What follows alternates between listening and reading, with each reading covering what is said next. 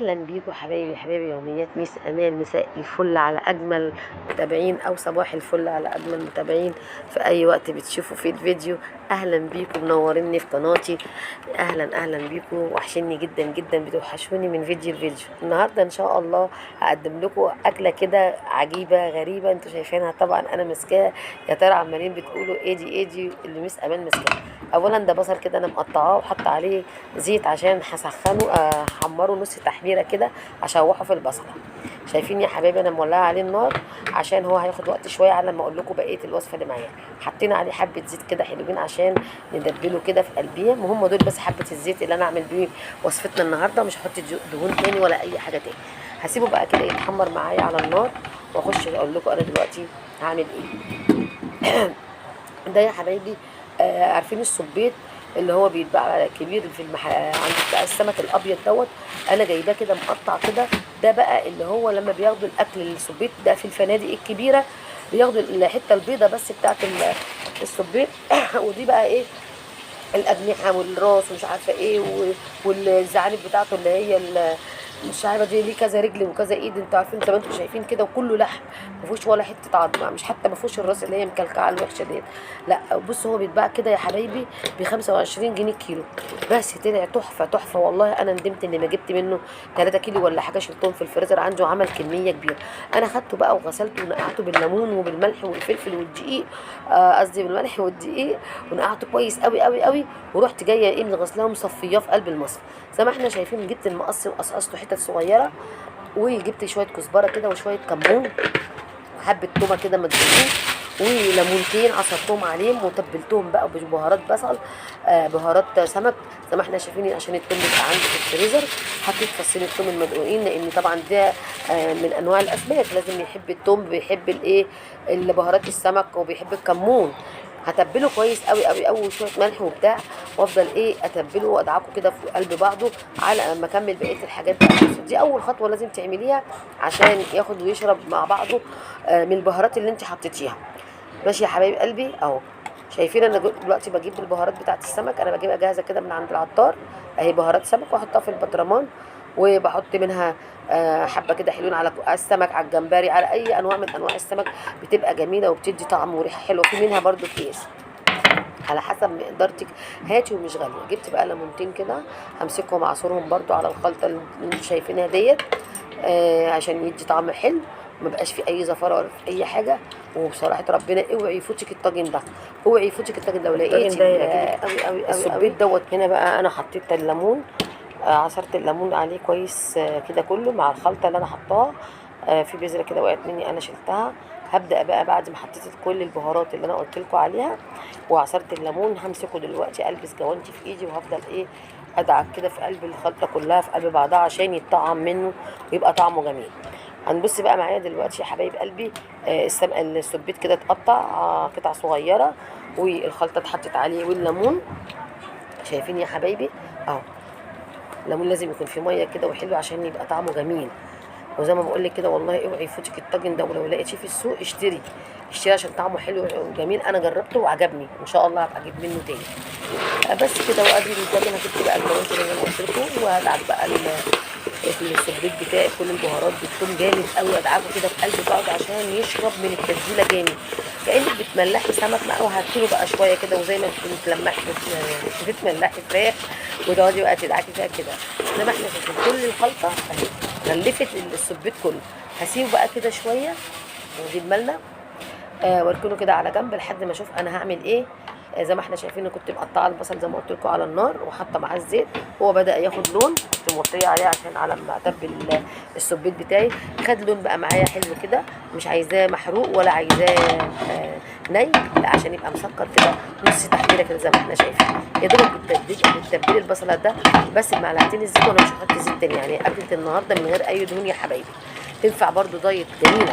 همسك بقى السمك بتاعي او السبيت بتاعي، ويعتبر برده من نوع من انواع السمك اهو، بقى بالكمون بالخلطه بتاعته بالثوم، هحطه في قلب الصينيه وابدا اقلب فيه لحد ما ياخد لون ويبدا يخش في السوا. هينزل بقى عصاره وهينزل صوص. انا مش هحط اي ميه ولا اي حاجه، مش هحط معاه اي حاجه. شايفين هو كده ناشف ازاي؟ بس لما هيخش في السوا هينزل عصاره معاه وهينزل صوص جميل قوي قوي طعمه تحفه. مع طبعا اهو شايفين لما ده بقى دخل في السوا اهو وطعمه جميل. عارفين طبعا اللي يحب السبيت هيعرف انا بتكلم في ايه. وعلى فكره الطاجن ده كل ما تعمليه مشطشط بيبقى احلى واحلى. قطعت انا بقى هنا كام طماطمايه كده صغيرين عشان طبعا غلاء الطماطم. احنا بنطبخ دلوقتي معظم الاكل بطماطم قليله، وكمان عشان الحر يعني من ناحيه الغلا ومن ناحيه الحر. قطعتها مكعبات كده صغيره وحطيتها معاها، اسيبها تنزل العصاره بتاعتها مع الخلطات اللي انا حطيتها. وبعد كده بقى في الاخر هبقى احط الفلفل الالوان وكده اللي انا مقطعاه. لو ما عندكيش فلفل الوان حطي عادي اي نوع فلفل تحبيه واي نوع فلفل عندك. حطيت شويه بهارات سمك تاني عشان انا بحب بهارات السمك قوي، تدي ريحه جميله قوي قوي في الاكل. وهحط برده سنه كزبره مدقوقه هتخلي الطاجن بقى بتاعك اوعى يعني الناس كلها كده تشم ريحته. عشان لما ما حطيتش شويه شطه، بس انا اللي عندي مش بيحب الشطه قوي، حطيت قرنين فلفل يعني مش حامين قوي ولا باردين قوي، بس بتست عالي وطعمه حلو. شايفين يا حبايبي وهي بقى عماله تغلي كده على النار. انا مش عايزه احطها في الطاجن من اولها كده واحطها في الفرن لانها تاخد وقت كتير. لا انا عايزاها كده على النار لحد ما تخش في السوا دي بس وش. شويه كزبره برده ناشفه كده مدقوقين كده حلوين احطها برده معاها. كزبره برده بتدي ريحه حلوه قوي قوي. حطي معلقه صغيره بس. اقلب بقى كله. شايفين مين اللي قال لونه؟ كل ما لونه بيتغير تعرف ان هو داخل في السن. هو مش هيغيب كتير يعني اساسا. انا بعد كده بسجل ماشي. دورت على جوجل سعر اللؤلؤه بيتراوح من 2500 دولار في تاني اهو ل 15000 دولار. حمرت مش تلاقيه كشف والله اهو جوجل. طب هي ده لؤلؤ اصلا؟ ما انا مش عارفه. هو بلدي مش الحلو بتاعنا.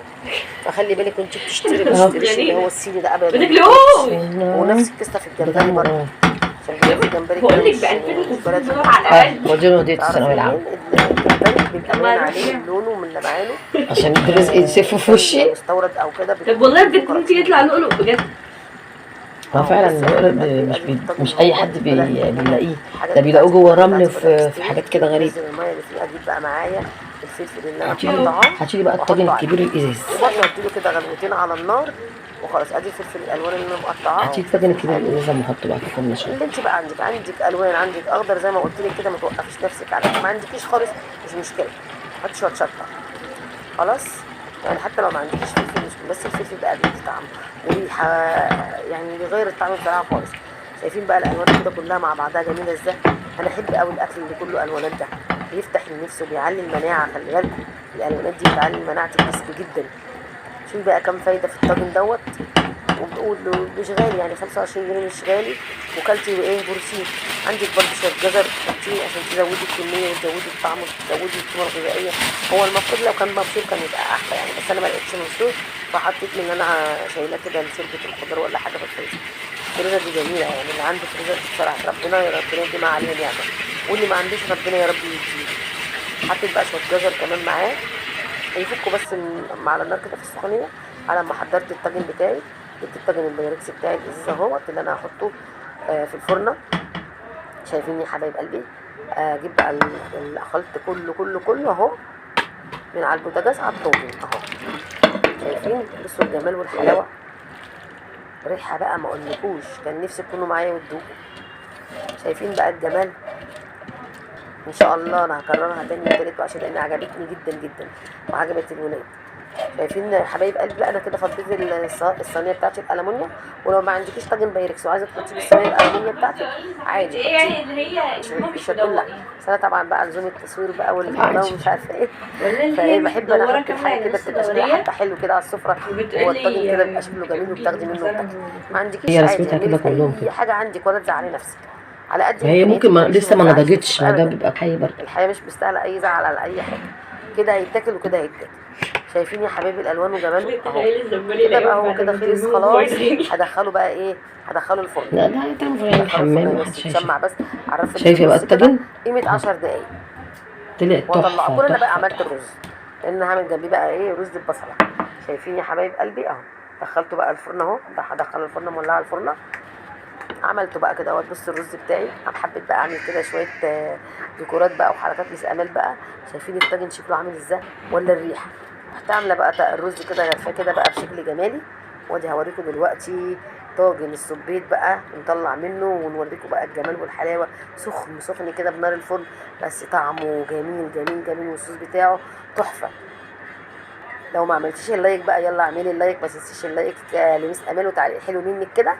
يلا يا حبايب قلبي بصوا تعالوا اتفضلوا معانا. ادي السبيت بتاعنا اتعمل في احلى، يعني اقول ايه، احلى طاجن سبيت وارخص طاجن سبيت، جميل جدا وشاي جدا. والله يا جماعه الاكل مش بغلوه ولا برخصه، الاكل بالنفس وبالمحبه اللي بتعمليه بيها بيطلع طعمه جميل. اهو بصوا الجمال بقى، اهو بيتكلم عن نفسه، الطبق بيتكلم عن نفسه. زي ما احنا شايفين انا غرفت طبق السبيت، وادي طبق الرز، وبالهنا والشفا لكل اللي كل. ايه رايكم بقى في الديكور الجديد اللي انا عملته ده؟ احب انا اعمل كده شويه حركات. شايفين الصوص؟ شايفين طلع صوص ازاي؟ انا ما حطيتش ميه ولا اي حاجه، ده خلطه الخضار والليمون. حطي بقى كده على الرز وتاكلي بقى، وبالهنا والشفا. جربوا الطاجن ده واكتبوا لي في التعليقات ايه رايكم. واللي مش عارف هو فين بيتباع في السوق، السبيت ده بيتباع في السوق السمك، يعني اي حد عنده سوق كده في مكان مخصص للسمك، حتى لو سالت الراجل ممكن يفكر يبقى يجيبه. بصوا جميل ازاي، شايفين شهي وحلو ازاي. يلا يا حبايبي بقى، كل سنه وانتم طيبين، وما تنسوش اللايك والشير مع يوميات ميس امال، والسلام عليكم ورحمه الله وبركاته.